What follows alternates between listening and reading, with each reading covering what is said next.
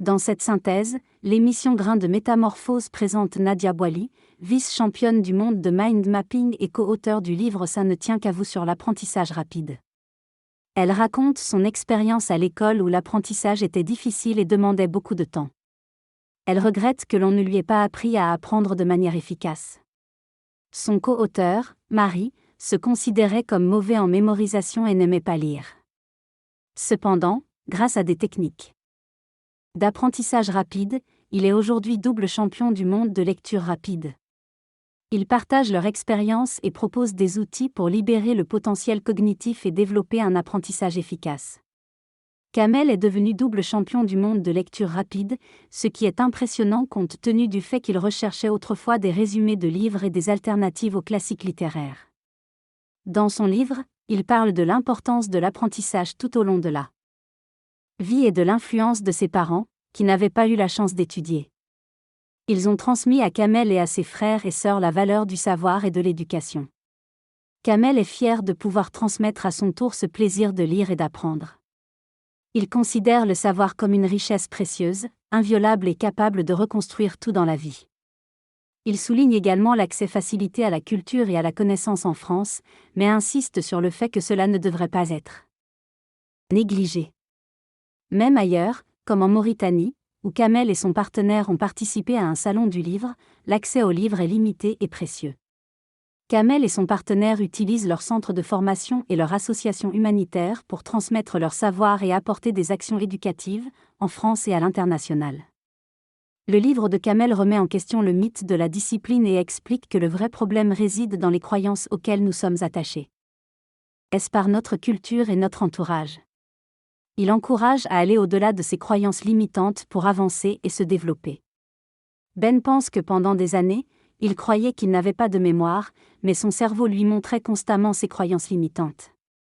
Il a réalisé que le cerveau est extraordinaire et qu'il peut se modifier à tout âge grâce à la neuroplasticité. Il compare cela à modeler de la pâte à modeler, où les connexions neuronales se créent et se renforcent avec la pratique régulière. Si on décide d'apprendre quelque chose de nouveau, le cerveau se met en action et apprend. Il souligne l'importance de travailler notre plasticité cérébrale pour notre longévité et mentionne que nous sous-estimons souvent cela à l'ère du numérique. Il raconte son expérience en tant qu'infirmière et constate que de nombreuses personnes attendent des moments difficiles pour prendre conscience du temps qui passe et avoir des regrets. Il encourage à ne pas sous-estimer notre cerveau et à le maintenir actif pour ne pas passer à côté de la vie. Dans son partage personnel, l'auteure explique qu'elle n'a pas osé prendre une certaine orientation dans sa vie par peur et manque de connaissances. Elle réalise finalement qu'elle n'est pas épanouie dans son métier actuel et décide de prendre le contrôle de sa vie après avoir vécu un accident de voiture. Elle découvre alors différentes techniques d'apprentissage et se met à lire davantage. Elle aborde également le concept des intelligences multiples, qui permet de comprendre que chaque personne possède des capacités et talents uniques. Elle mentionne qu'il existe 9 types d'intelligences différentes, qui doivent être prises en compte pour décider de notre parcours dans la vie. La façon dont nous développons nos compétences est influencée par notre environnement et notre expérience. Il ne faut pas mettre les gens dans des cases, car chacun a des talents différents. Il est important de reconnaître nos différences et de développer tous nos types d'intelligence pour être performants dans notre vie quotidienne. L'apprentissage est un processus continu et il est possible d'améliorer nos compétences dans différents domaines. Il y a 4 étapes de l'apprentissage: conscient incompétent, ne pas savoir que l'on ne sait pas faire; conscient incompétent, savoir que l'on ne sait pas faire; conscient compétent, savoir que l'on sait faire; et inconscient compétent, ne pas savoir que l'on sait faire. Il est important d'aller étape par étape et de ne pas se fixer des objectifs trop élevés. L'effort et la répétition nous permettent de passer d'une étape à l'autre et de devenir compétents dans différents domaines. La clé pour changer de vie, apprendre un nouveau métier ou développer une compétence est de passer à l'action et d'être bienveillant envers soi-même. À l'école, certaines intelligences sont souvent plus valorisées que d'autres, mais cela est en train de changer. Entraîner le cerveau en travaillant la lecture, la mémoire et la concentration permet d'améliorer les facultés cognitives et de ralentir le vieillissement du cerveau. La plasticité cérébrale offre à chacun la possibilité de développer ses capacités, quel que soit l'âge. Il est important de prendre soin de son cerveau physiquement, mentalement et alimentairement. La lecture rapide est une lecture efficace qui nécessite une concentration totale et permet d'éviter les divagations de l'esprit. La lecture est un processus complexe qui nécessite concentration, rétention et rapidité. La vitesse de lecture n'est cependant pas le facteur le plus important, car il est essentiel de comprendre ce que l'on lit.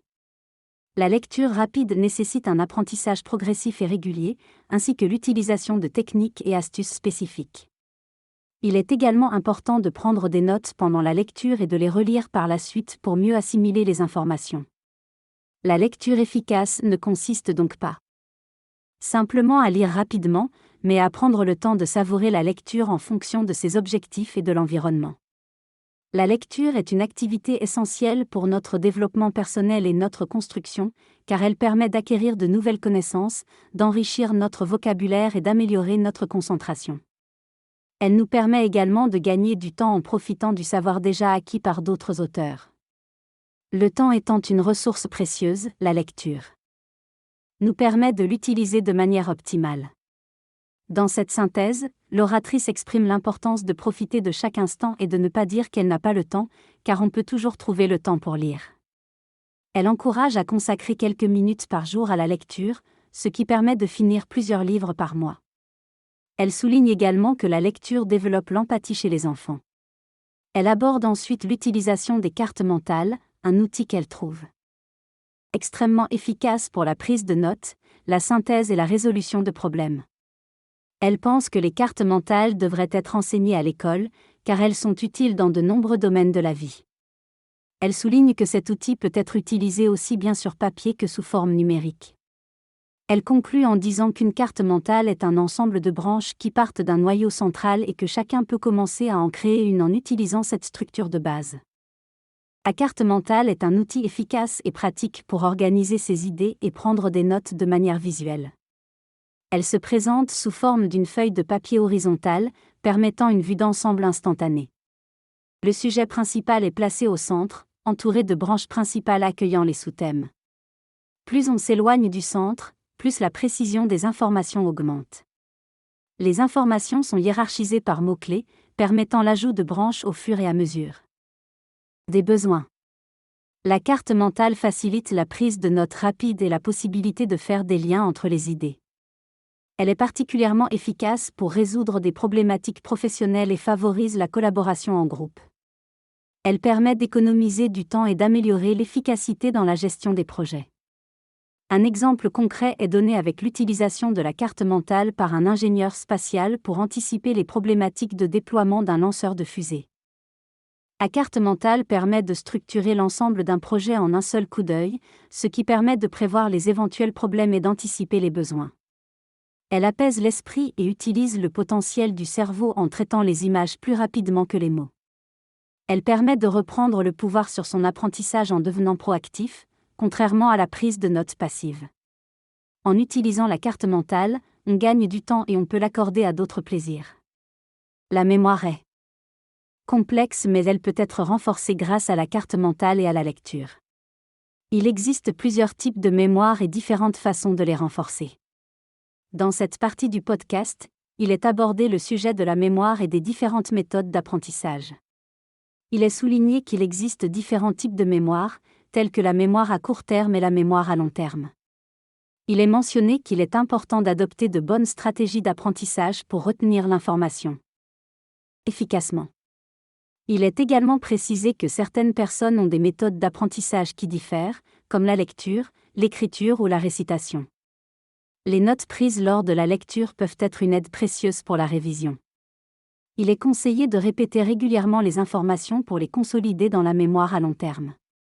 L'oratrice partage aussi la façon dont sa fille apprend l'histoire de manière ludique grâce à une enseignante qui raconte des histoires captivantes.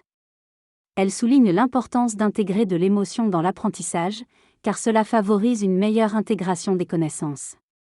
Il est suggéré de créer une classe imaginaire pour pratiquer l'explication des concepts. L'oratrice affirme que si on est capable d'expliquer des sujets complexes à un enfant, alors on maîtrise réellement l'information. Il est souligné que l'application pratique de la théorie facilite la mémorisation, et qu'il est préférable de progresser petit à petit plutôt que de se fixer des objectifs trop élevés d'un seul coup. En conclusion, l'effet cumulé est mentionné comme étant la clé du succès. Il est préférable de progresser graduellement et de manière constante pour obtenir des résultats durables. Pour devenir un athlète cérébral, il est important de commencer par des routines simples et réalisables. Il est essentiel de se reconnecter à son pourquoi, c'est-à-dire donner du sens aux choses et trouver ce qui nous motive vraiment.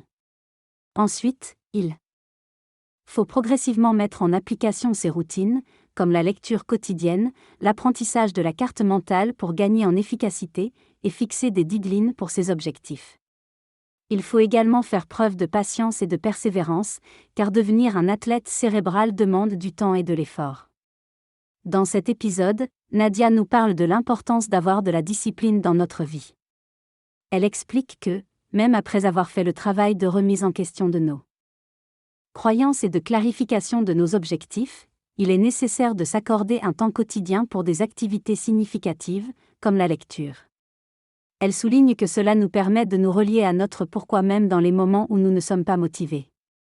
Elle mentionne également l'importance de participer à des challenges et de rencontrer des personnes partageant la même dynamique, afin de se dépasser et de constater les résultats concrets de nos efforts. Elle donne l'exemple d'une fille de 7 ans qui a réussi à lire un livre de 100 pages en 9 minutes, avec un taux de compréhension supérieur à 80%. Nadia considère cela comme un beau cadeau et une source de fierté pour tous ceux qui reprennent le chemin de l'apprentissage avec le sourire.